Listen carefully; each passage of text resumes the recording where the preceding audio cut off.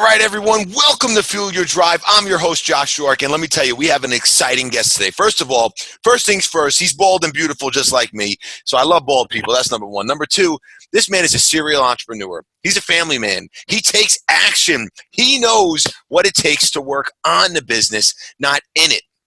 Now, everyone has a big problem with this. How do I work on my business, not in my business? How do I scale? How do I grow? This man owns a lot of companies, is an investor in a lot of companies, and he knows the deal. He knows the deal. So, guys, please give me a warm welcome to my man, Chris Ducker. Chris, welcome so much to the Fuel Your Drive. Hey, man, it's good to be here. Pumped. Oh, I'm pumped to have you, my friend. I'm pumped to have you, and really excited. And look, the first question I want to get into is like, look, let's give everyone first a little bit on your background, but really how do you do it? Because people don't understand it. You know, you and I understand it's a process, but like most people would say, Chris, how do you do it? So first, let's do a little background, and then let's talk about like how do you do it so people can understand. Yeah, sure. Well, so I've been an entrepreneur 16 years. Currently, as we speak today, I've got 3 7-figure businesses. About 350 employees around the world, and serve everything from Fortune 100 B2B businesses right the way down to coaches, consultants, and speakers, and helping them build their personal brands. And really, I mean, my background is ultimately in sales and marketing. Like any true blue, building it from the ground up entrepreneur, as you well know.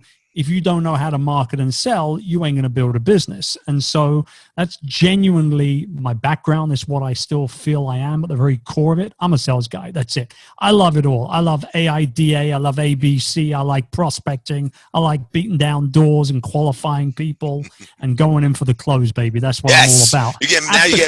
At the core. Now you get me excited. See, look.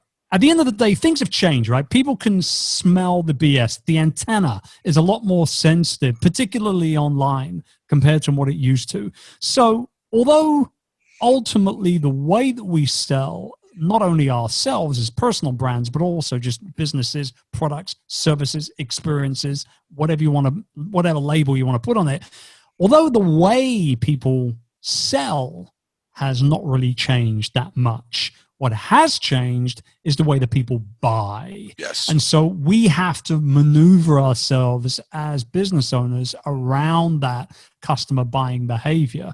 And so whether it's wanting to build, trust and build rapport with somebody, or package an online course and get it out there, or sell tickets to a live event, all those things ultimately haven't really changed. But the way we have to market and sell to our people has changed quite substantially. And that's the stuff that really, it keeps me going, man, because as a business owner, you always want to be on top of that stuff.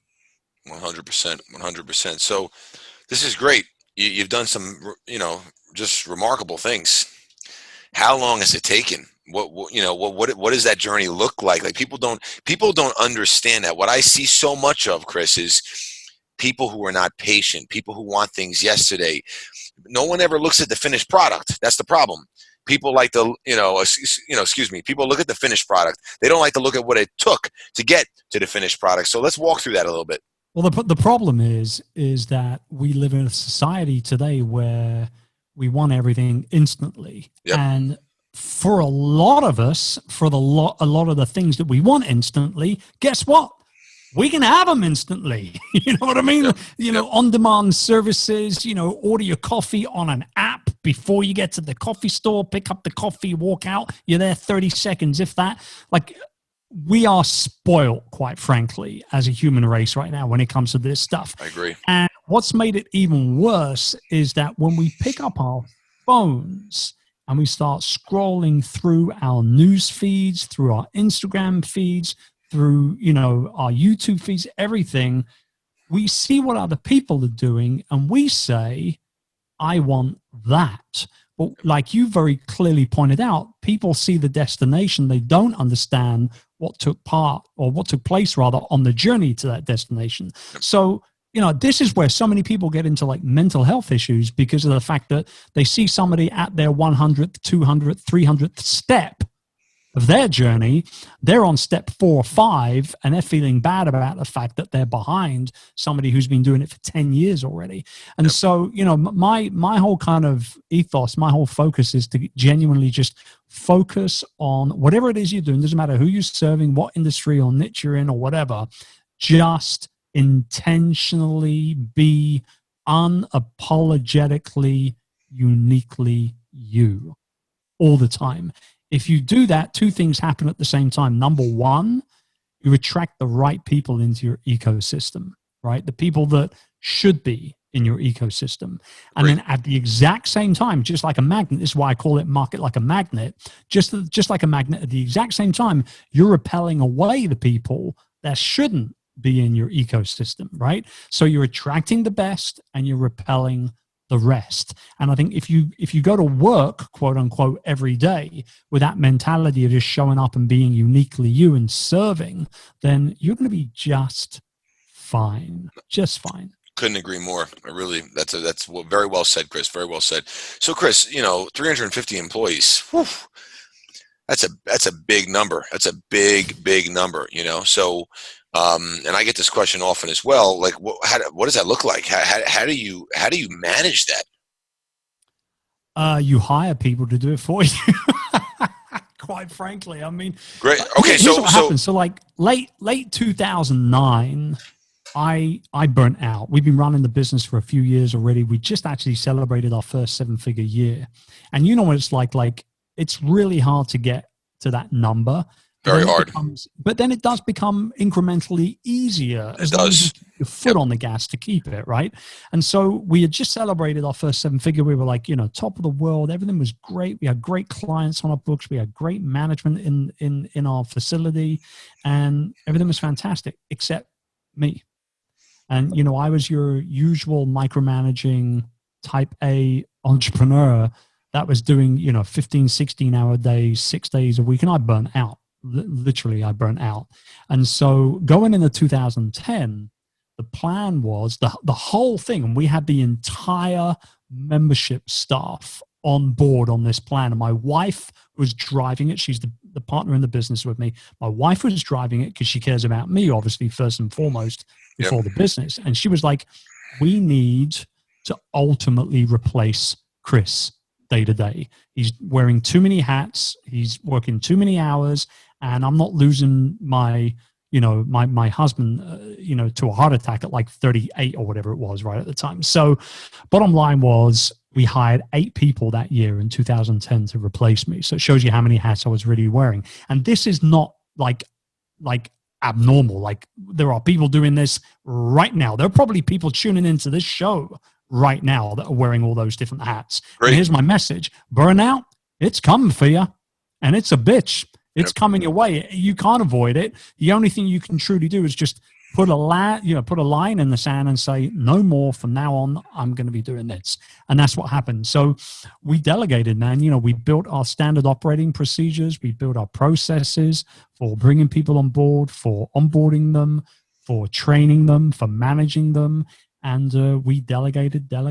And so now we have a management team of about 18 all in that ultimately manage everybody else throughout the business. So I work with about 6 people pretty much on a daily basis. Some I speak to a little bit more than others, but I work about 6 or 7 people within that management team who then work with the rest of the staff. There are people working with me. I don't even know their names, quite frankly, now, but that's the way it should be, you know, and that's not me being on a high horse or anything. It's not an ego play, dude. It's just like, I'm happy to give people careers. I'm happy to give them opportunities. I want them to build a career. I don't want them to be here for a year and a half, 2 years, and then go, you know, and go play on somebody else's team. That's not what I'm about at all. But I know what I should be doing. And what I should be doing is exactly what I'm doing now, not what I was doing 12, 13 years ago when I burned out.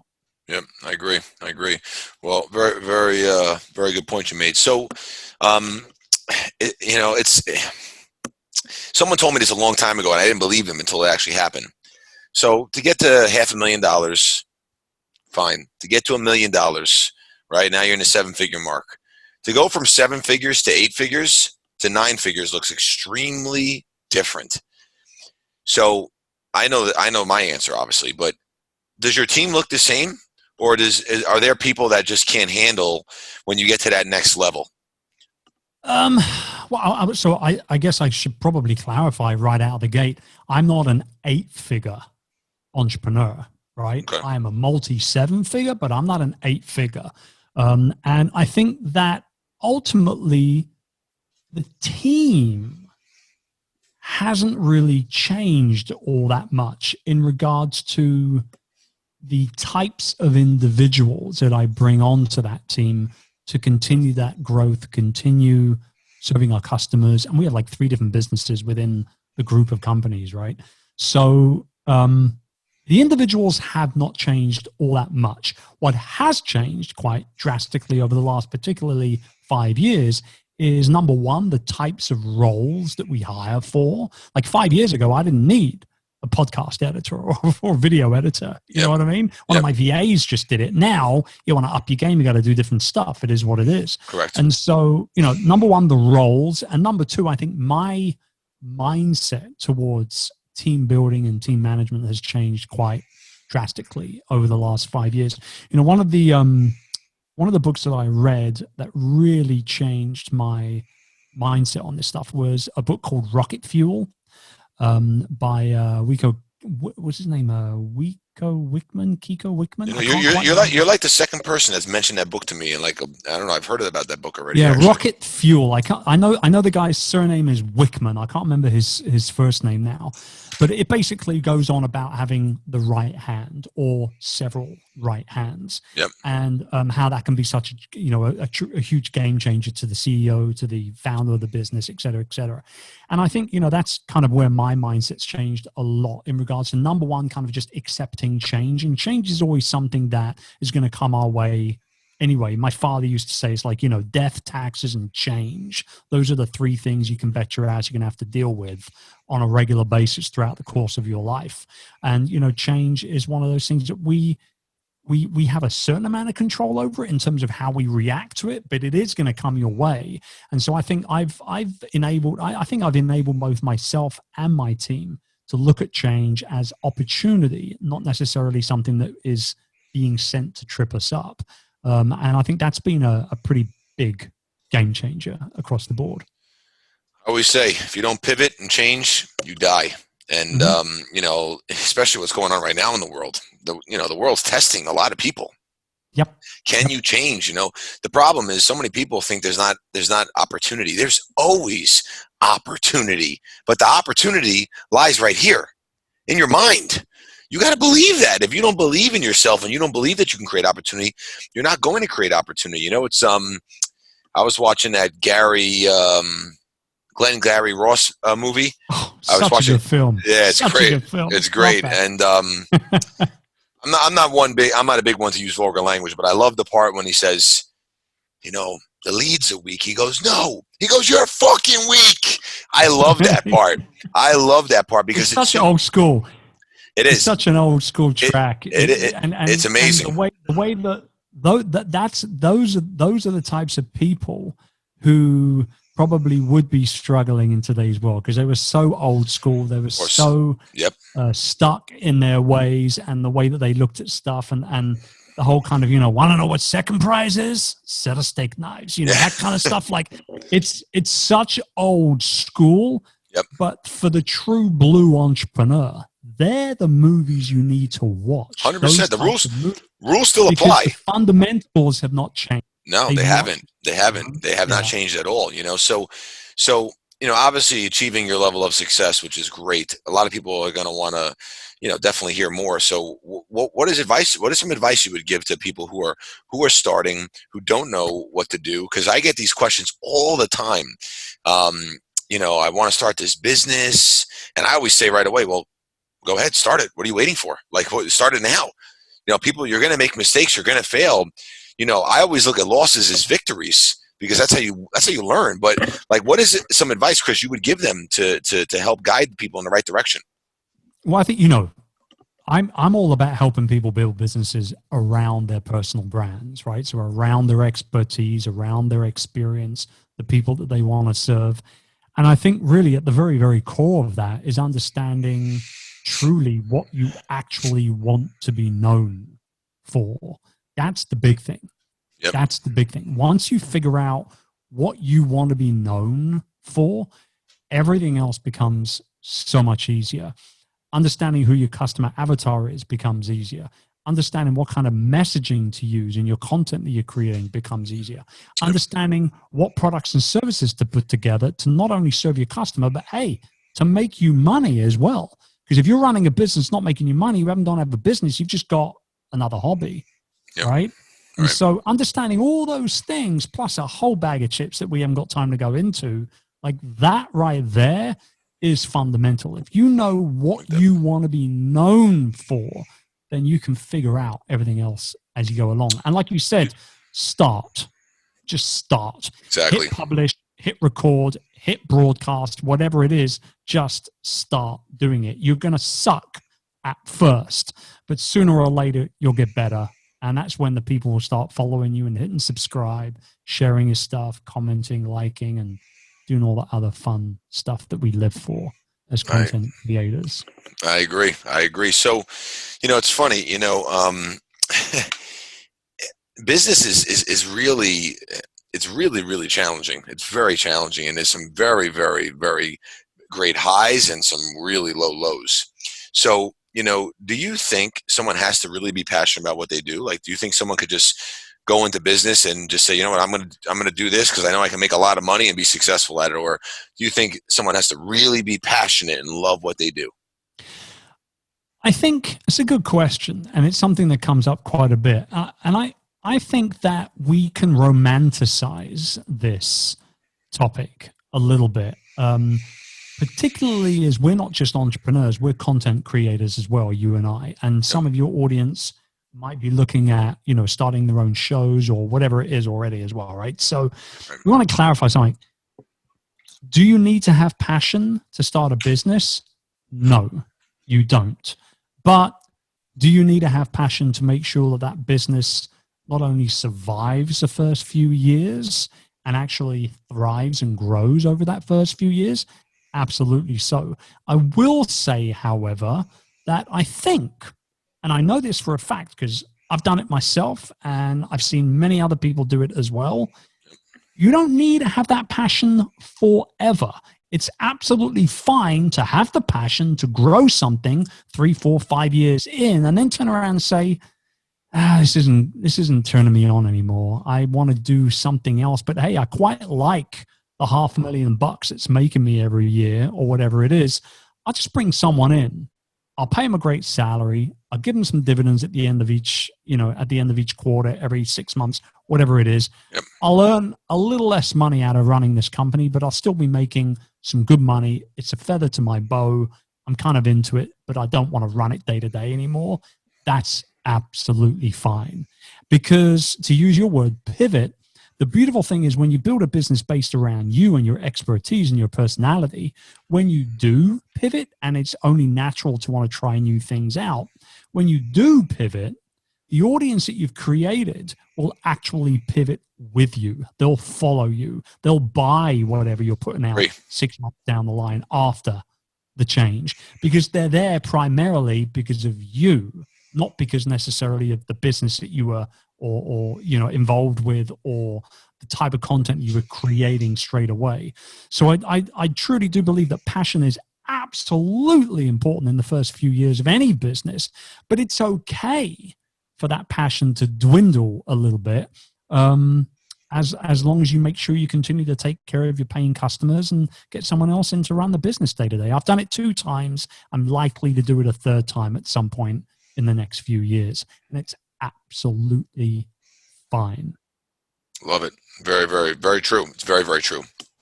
So, you said something that was really, really powerful. And everyone always wants the whole loaf. Every time people just want the whole loaf, but they don't realize sometimes having half the loaf is a lot better than having the whole loaf. And I'm referring to a loaf of bread. So, just make sure people understand that. You're taking maybe a little bit of a step back by putting someone else in place and maybe making a little bit less, but you're still making a decent amount. But what that allows is now you have more time for yourself. You're allowed to now work more on Chris. You don't have to work on the business as much, because when people don't understand that, when you put the work in, and good, look, my business runs itself. Yes, I provide leadership. I'm a sales guy. I close deals. I love hunting. Like Friday's my hunting day. I hunt and I just, build relationships week over week and open up a lot of doors, but the main, like the nucleus of the business, I'm not involved in it anymore. And you touched on something earlier in the beginning of the call, like you don't even know some of your team members. We have over 500 trainers. I don't know all the trainers, it's just, it's impossible. And, so someone listening, they're going to say, oh, wow, well, that's so great. Chris was smart enough to do that. How does someone know how to put someone in the right place? And, what if that person doesn't work out? You and I know what's going to happen, but people need to get their mental game on point, right? Because people have an expectation and they might say, okay, you know what? Well, I could bring someone in to just run this business. So to touch on what you said, look, if you don't have passion in the first couple of years, you're not going to succeed. That's number one. Number two, if you think someone is going to come in the early days and just run your business that you don't even know much about and just take over and make you all this money, you're wrong there too. So maybe, Chris, touch on that a little bit. So you take the steps back, you bring someone in. How do you know, and the terms I like to use is the golden handcuffs. How do you know to give someone those golden handcuffs, okay, to be able to put them in place to motivate and provide leadership to them enough to say, I know this person is going to do a great job? Well, I think, first and foremost, you have to earn your stripes in your own business, because 100%. how can you train somebody else up? How can you mentor somebody else and motivate somebody else unless you know everything about your business already? And I think one of the reasons why, after going 3-4 years and burning out, I was able to bring those people on board in 2010 and ultimately step away from the day-to-day running of the business. And I haven't gone back, by the way. Still run the business. We had the best year ever last year after 12 years with that particular business. And so I think one of the reasons why I was able to step away and get all those people in was because of the fact that I've been doing everything, because I knew exactly how to do everything within the business. We're talking recruiting, training, onboarding, running sales contests, everything we were doing. I knew how to do all of it, which meant that when I did bring people on, I knew how to be able to train them up in it. So first and foremost, you got to earn your stripes. You have to earn your stripes. Secondly, understand the power of positive personality when you're hiring somebody. I don't care if you've got the skill set and the experience that I'm looking for. I don't care if you've got the growth mindset needed for someone to come onto my business or, become part of my team or want to build a career with me. Those are two very important aspects of getting hired by me, I can tell you right now. But the third one is, without a doubt, a positive personality. If you don't have a positive mindset in regards to the way that you're going to work every single day, then you and me are not going to get on very well at all. If I remember the quickest fire I ever made was about, and I kid you not, about 35 minutes this person had been on the job for me. And it was actually for a personal assistant role. And my PA of about 6 years at the time was pregnant with her second child. She wanted to basically stay home and kind of just quit work and just be a full-time mom. So after 6 years, we hired this girl.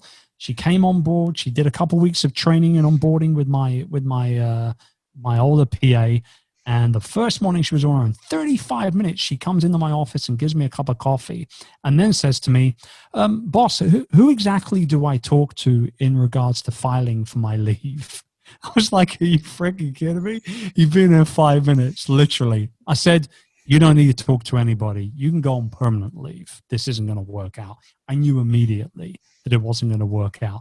So I think it's not only about having a positive personality, but also the type of personality that's going to fit in to the current culture of the business as well. And I don't care if you're a 1-person business or a 200-person business, there's got to be a culture. If you're on your own, it's the way that you go about, the wording that you use, and the types of things that you're doing every day. That's your company culture, even if you're a solopreneur. So I think it's very, very important to hire people with the right personality. It really is. And you know what? Every hire you make is a gamble, because you've never worked with this person before. You don't know whether they're deep down inside a kleptomaniac. They're Yep. going to steal all your stuff. Ding, ding, ding. Yeah, you don't know. You don't know any of this stuff. So you've got to bring people on board. You follow your gut. You bring them on board. You train them. You mentor them. You nurture them. And if they work out, great. Double down all the way. And if they don't, you cut it off and start all over again. And that is exactly how you build a team. Don't romanticize it. That's how we do it. Love it. I love it, Chris. I love it. You know, I always say hiring is like the unsolved mystery, right? You never, ever know. But firing is a fact. And if you know you got to fire someone, the longer you wait to remove that person, each day that goes by, they're literally draining your business. They're literally just putting it through the mud every single day. So don't waste time. And, you know, the same rules apply to starting to firing. You have to just do it. Yeah. You just do it, you know? So, okay, business is up and running, and I know this has happened. I don't even have to ask you. I already know it's happened. You put someone in place and they quit. What's the backup plan? Like, what does someone do? Well, this is where SOPs come into place. I was just going to say, what about an SOP? Do you do SOPs? Because, and for people who don't understand what SOP is, it's a standard operating procedure, and something that I do, and I already know Chris does, and Chris and I are the same guy, so we're very detail oriented like that. You have someone who's doing that role, put this process in place so someone else could step in. Yes, there's still obviously training and coaching involved. Same fundamentals apply, but they know step by step what has to be done in this role. So you put someone else in. I always say, and something else I love that you said, Chris, you get me really jacked up right now, is, look, I always hire attitude over skill any day of the week. Very important. So you bring a rock star in, you retrain them, and you're ready to rock and roll again, right? I mean, that's basically it. You know, the whole point of having SOPs in place is for this exact same situation, is where something happens, the person you become reliant on for this particular role is no longer going to be with you. Now, unless you're firing them outright and you're putting them on what we here in the UK call as gardening duty, where you pay them without working their notice period. You know, they would be bad to have in the office, bad to be on email with your customers, bad to be around. Like if it's a negative thing and they're gone like that overnight, your SOP comes into play. And clearly the people that are on your team that know the role and the type of person that's needed for that type of role, they're going to roll up their sleeves and they're going to do what they need to do to help out over the short term.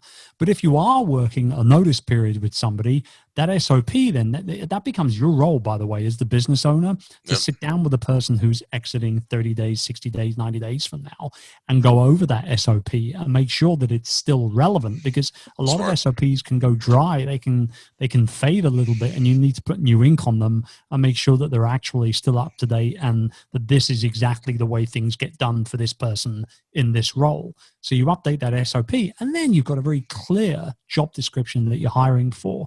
And with a little bit of luck, if you are ending that relationship with somebody on good ground, then you can actually bring them into the hiring decision as well, into that hiring procedure. It's like, do you feel like this person is going to be a good replacement for you? And I've done that several times, particularly in management, and more so actually probably middle management. I have very little turnover in executive management, but middle management, people move on from time to time. It is what it is. But I think, you know, if you can involve the person that you're replacing in that hiring decision, it makes everything a lot easier.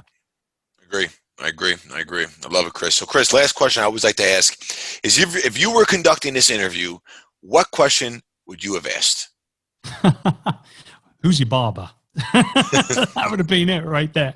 No, I think I probably would have maybe discussed monetization a little bit more. I think everybody is clearly interested in making money. People who tune into this show are tuning in because they want to build a business and build a legacy and build influence in their industries, whatever it is. So let's touch on it a little bit.